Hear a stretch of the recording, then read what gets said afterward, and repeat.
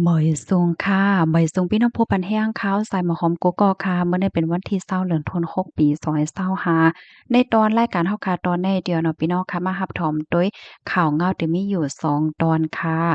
อ่อนตั้งเปิ้นได้ที่ก็เข้ามาถ่อมด้วยหัวข้อข่าวก่อนค่ะเนาะพ้องลงฝ่ายแห่งการลือการเหย้าในเอาเงาไล่รางวัดไหวแห่งการที่เป็นจึงหือมาเที่ยงได้ก็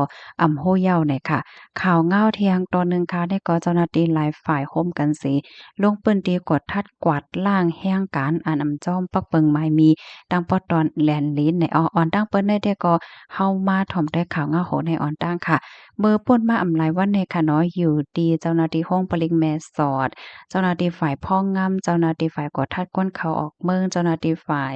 สถานการงานและห้องการอันเกี่ยวข้องไล่โฮมกันลงปืนตีกดทัดกวาดล่างก้นเมืองคมตุ่มเมียมมาอันเข้ามาอยู่ดีแม่สอดเสียวก็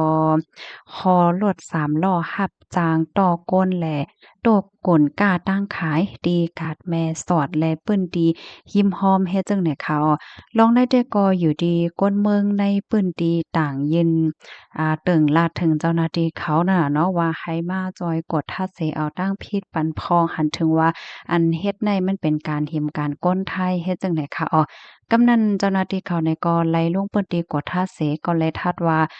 จ่องมีวัดมีไหว้เฮ็ดให้น่ะเนาะมันก็มีวัดไหว้อยู่มันก็มีวัดไหว้กำนั้นแลก่อนที่มีวัดไหว้นั่นก็ถูกย่าก้มโตะเอาตั้งพิษจังได๋ค่ะนอกเหนือเสียนั้นเลยฮู้ว่าพี่น้องคนไทยในพื้นที่ก็ป้อใจดีแห่งการคนบ่คมตุ่มเมียมมาเข้ามาอยู่เซาดีแม่สอดในตั้งนำตั้งหลายมาหิมการก้นในพื้นที่เนาะ ว่าได้เป็นฮอรถสามล้อรับจ้างฮอรถฮอก้ารถเคิงก็ป้อจ้อมปักจ้อมเปิงไว้เมาหมางว่าสังว่าเจ้าในายเหี่ยวก็เฮ็ดให้มีลงสุกยุงโอนเก้าในเอิ้งวานปื้นดีเป็นเพกกึ่งกลางว่าสังว่าเจ้านายค่ะ เลอเห็นนั่นก็ซ้ำหิมการก้นไทยเฮ็ดหลายเจอหลายเมี้ยวเนี่ยค่ะอันเปิดเสียงเปิดล้านทั้งก้อยตัวเจ้าเก่าในก็ที่มีอยู่หมอกหนึ่งปากล้านเจอในหนึ่งปากแสงล้านค่ะก็เนาะเหมือนจังหนังแสงล้านอันเขาเปิดได้แด้ก็ได้เป็นแสงเฮ็ดโคนโหแก๊สโคนโหทางเคิงน่ะเนาะแสงกอฟฟีย่อก็ขายโคของย่อยแลโคกลต่างเจอต่างเปิงเจอไหนเทียงตั้งนำตั้งหลายเนี่ยค่ะ ก็เปิ้นนั้นแหละหันถึงว่าหน้าการจั่งใดมันเป็นหน้าการที่อันมีไว้ปันตนตาก้นไทยเฮ็ดไหนเสแลใครย้อนให้เจ้าหน้าที่เขาเข้งแข็งกดทัดได้แต่ว่าเสกำเฮ็ดไหนคะเลยเฮ็ดนั่นเขาก้นวานก็ลาดว่าอันไล่หันเจ้าหน้าที่เขาใส่เอ็นใส่แห้งเหลงเปิ้นตีกดทัดในก็เป็นลองดีหั่นใจหน้าเสแลยุกยองอันลองเฮ็ดเจ้าหน้าที่เขาในเฮ็ดไหนคะปยก็แค่เจ้าหน้าที่เขาใส่ใจแล เข้งแข็งเกี่ยวกับลุยลองแห่งการอันเฮ็ดพิษปักเปิงว่าสังว่าเจ้าในหาวแห่งเสกำว่าไหนค่ะข้อมูลอันใดค่ะเลยปีมาที่ห้องการข่าวไทย PBS ออกไว้เนี่ยค่ะค่ะเมื่อเหลียวเนี่ยก็จั่งหนังตีโคกกันนั้นยาวค่ะเนาะเจ้าหน้าที่ภูมิพลพรเขาเปิ้นก็ทัดทัดแฮงค่ะเนาะอันการงานว่าสังว่าเจ้าในเฮ็ดไหนนะกำในซ้ำในสังเจ้าหนังว่า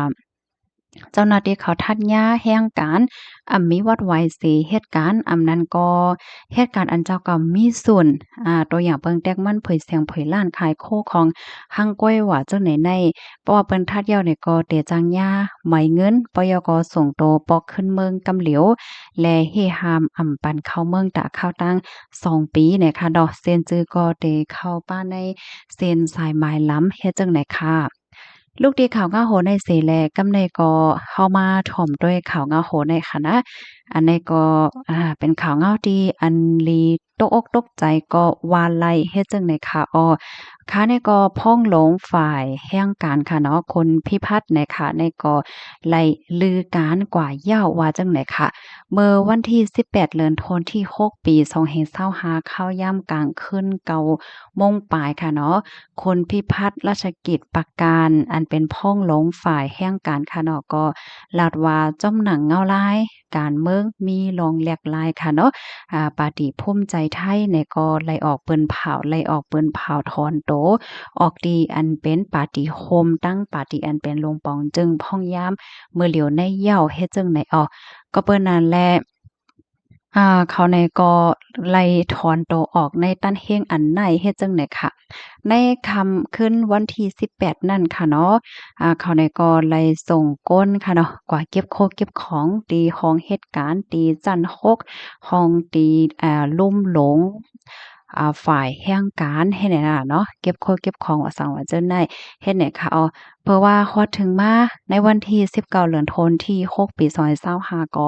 เมื่อวานได้ค่ะเนาะข่าวยามกลางค่ำเนาะ4โมงได้ค่ะอยู่ดีเจ้าหน้าที่ภูมิพลพรห้องการฝ่ายแห่งการและผู้หับการค่ะเนาะหลายภาคหลายฝ่ายตั้งนำตั้งหลายเนี่ยก็ไล่โฮมกันเสมอบหมอกไหม้ปันเอ็นปันแห้งใจคนพิพัฒน์ในเอาพ่องลงฝ่ายแห่งการในตื้อต่างตี